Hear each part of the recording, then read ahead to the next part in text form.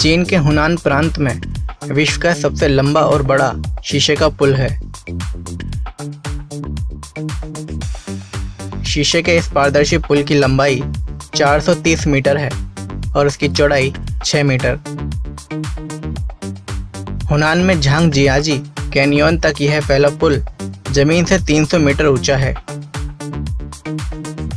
यह पुल Tiananmen mountain national park में 2 चोटियों से जोड़ा गया है। दुनिया के सबसे लंबे शीशे के इस पुल में 99 ग्लास पैनल लगे हुए हैं और इसमें पारदर्शी शीशों की 3 परतें हैं, जिसमें से पर्यटक आर पार दिख सकते हैं।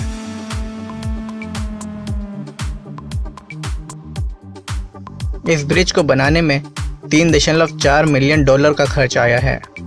6 मीटर की चौड़ाई वाले इस पुल की डिजाइनिंग इजरायली आर्किटेक्ट हेम डोटान ने की है।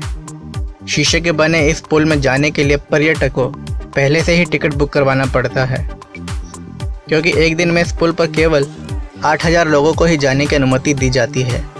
इस पुल पर जाने के लिए प्रति व्यक्ति टिकट $20 है।